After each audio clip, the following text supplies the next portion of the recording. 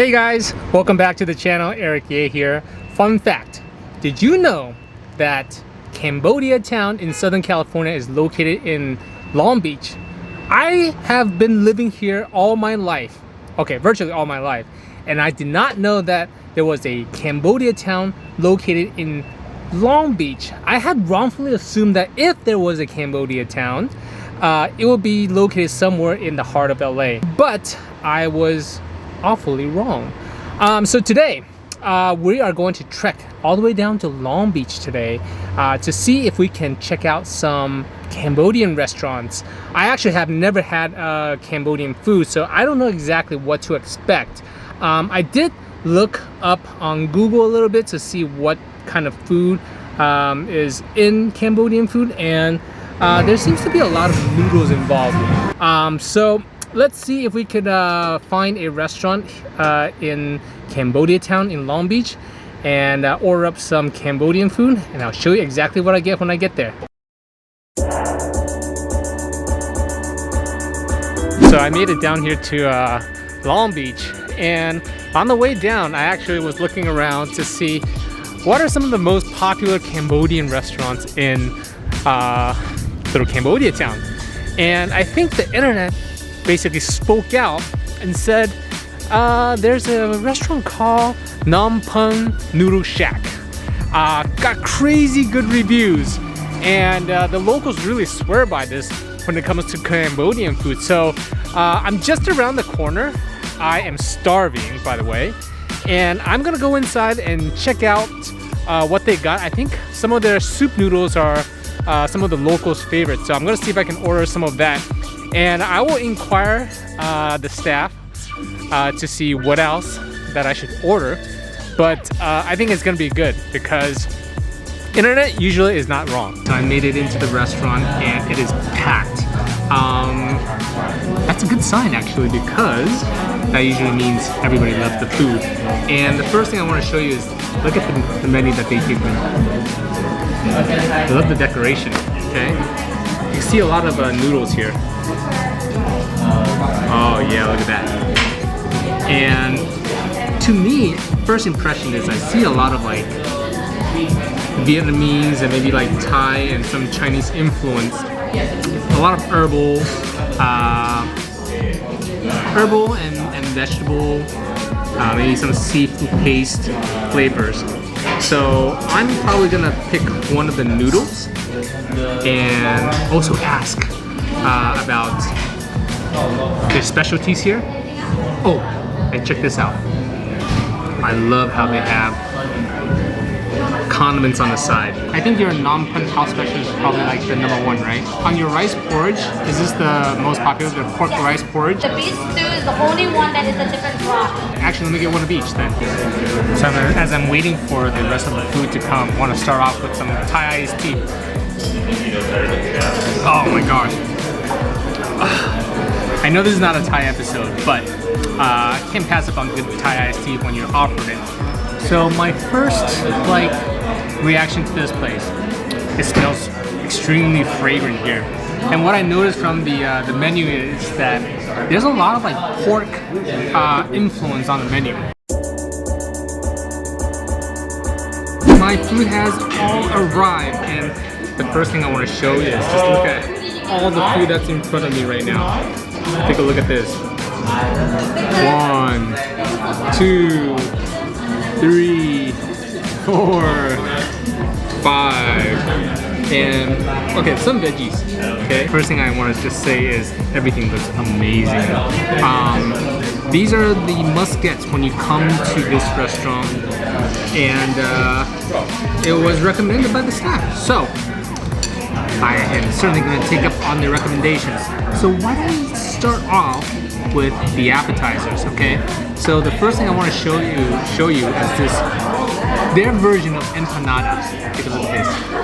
Oh my god, it is thick and it's huge. Oh my god, look at this. They call this nomsa ku, meat bread, all right? And just look at that. I'm gonna take my first bite.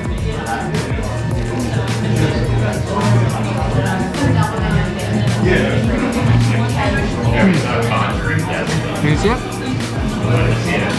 Oh. Inside you got pork with maybe some like black pepper, grilled onions, and this big piece of dough right here. The flavor is actually pretty good, but the dough is a little bit thick. So I'm going to just dig out some of this meat right here. Can you see all that black pepper?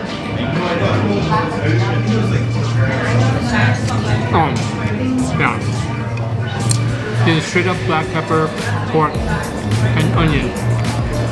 Really, really good flavor. The only thing I would do differently on that empanada or their meat bread is to maybe like reduce the thickness of the bread so that it's a little bit more thin. But nevertheless, that's really good. Pork rice porridge house special. 3-layer pork, stomach, spleen, liver, and blood. This is like,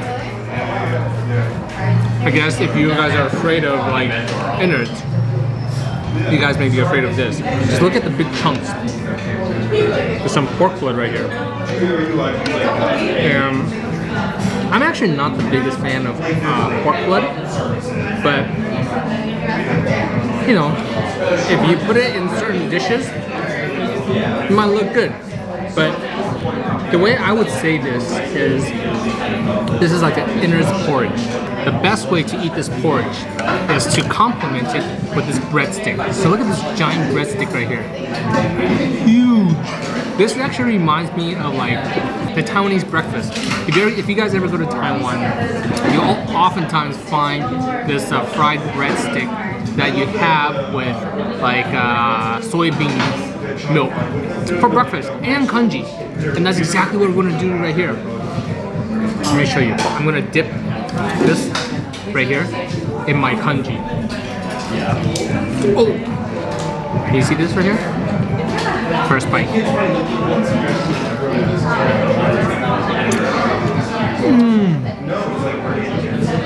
Okay. That is awesome. Look at this. I'm just like dipping in this. This is a flavor bomb, guys. I'm just gonna take a huge bite of this porridge. Oh. That warms the soul. I think I can literally have this bowl of porridge every single day. So flavorful with the cilantro. No gaminess, by the way. You know, oftentimes, like, if you have a bad, like, you know, liver or you have bad blood, it tastes like a little gamish, right? Not in this instance. I just want to show you this giant porridge.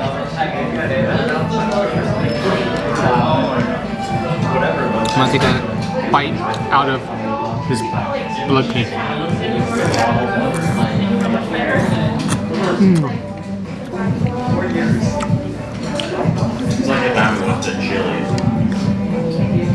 Yeah.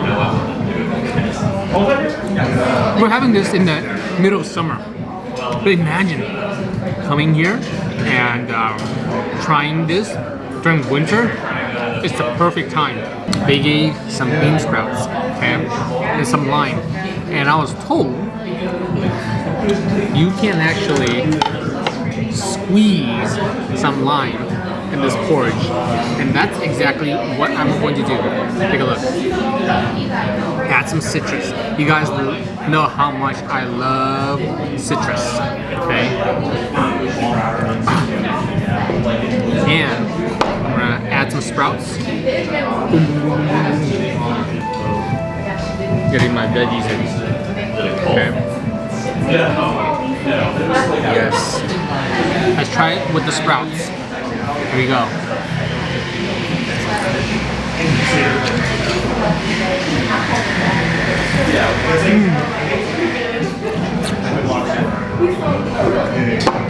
Guys, with the lime and the sprouts reminds me of having Vietnamese pho, except instead of noodles, we're having porridge. Their most famous dish, and it's called the Phnom Penh house noodle. Sliced pork, ground pork, stomach, liver, and shrimp. And I got this in like a dry noodle, okay? This is the rice noodle, and I got this as like a regular size. And they basically have a large size as well. And that basically reminds me of like the gigantic bowls of Vietnamese pho. I didn't want to go overboard, even though I still ordered up this for Storm here. And I ordered a regular size, and I think that's enough for me. They give you a complimentary pork broth if you dine in here, okay? And look at this gigantic pork broth. That looks good. I'm gonna be picking at this throughout the meal. And just like before, I'm going to add some sprouts on here, and I'm going to add some sprouts on here. And I'm going to squeeze some lime for some juice, get some acidity in there. Phnom Penh house special, dry noodles, okay? Here we go. Oh my gosh! Look how big this clump of noodles is.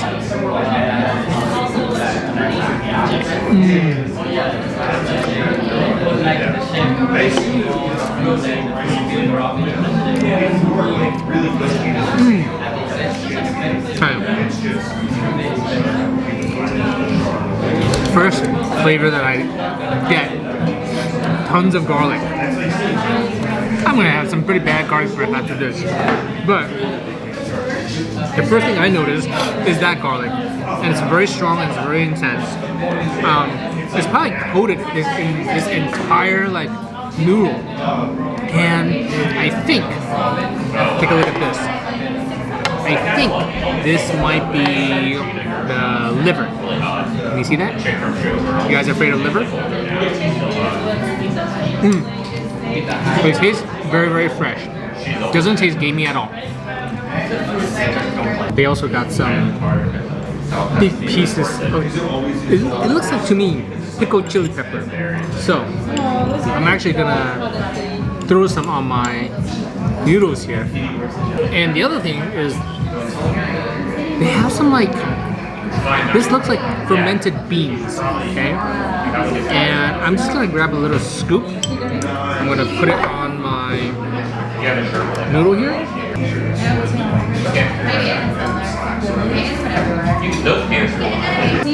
Some noodles with the pepper.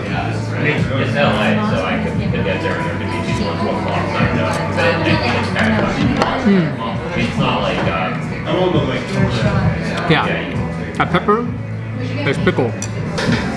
It's got a little bit of heat, but it's manageable. On the heat scale, I'd probably say this is like a 6 or 7. Enjoyable.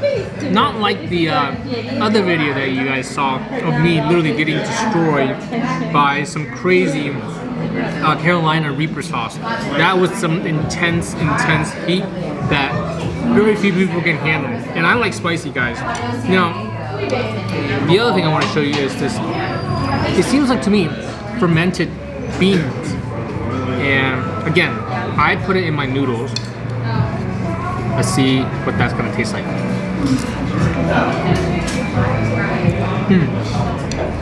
She was the first one that Salty? walked into the party. I actually think that will go good in the porridge. So I actually put some in the porridge. And let me show you right here.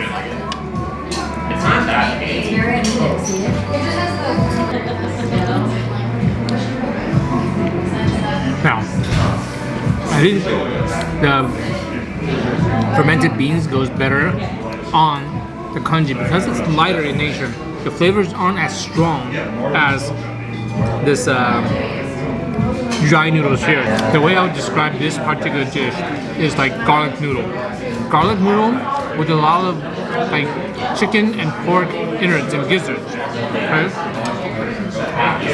I'm actually going to complement and wash down some of that garlic sauce or garlic flavor out of my mouth by drinking some of this broth.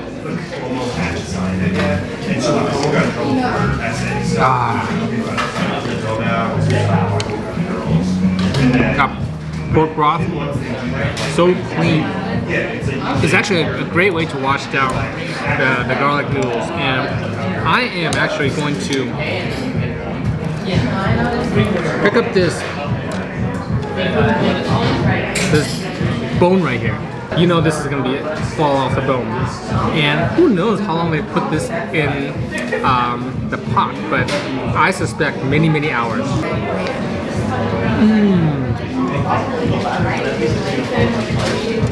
Guys, you don't even need teeth for that. It just falls off the bone.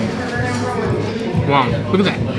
I barely did anything, and the meat just came off the bone just like that. That's when you know this has been sitting and stewing for many hours. Oh my god. Just melts in the mouth. Clean off the bone.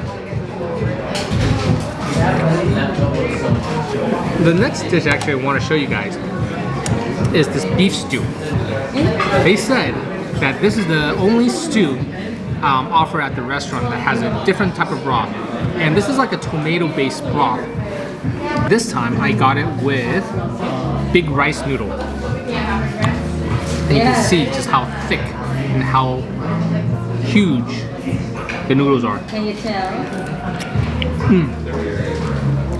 I love how there are tendons, big pieces of tendons. Oh yeah. Think of like your best grandma's tomato soup, but that much better. And look, this must be some tripe. Can you see that? He's going for the big rice noodles.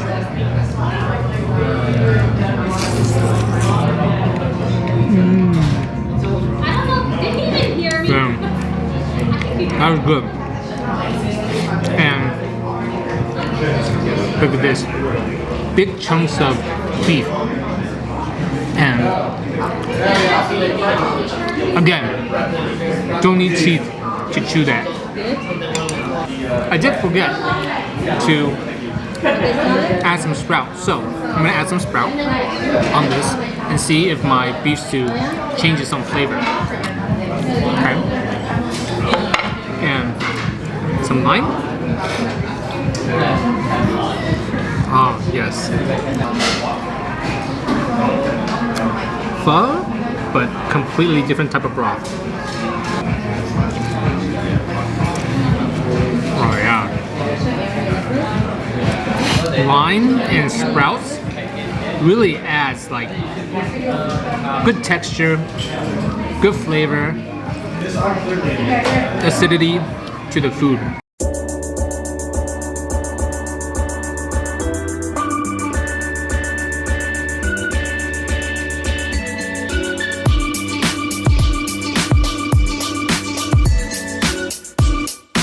I'm actually very surprised that for living in Southern California virtually all my life, I've actually never tried Cambodian food. First time ever, and my initial reaction, it's good. It's good. You can have a really tasty meal without breaking the bank.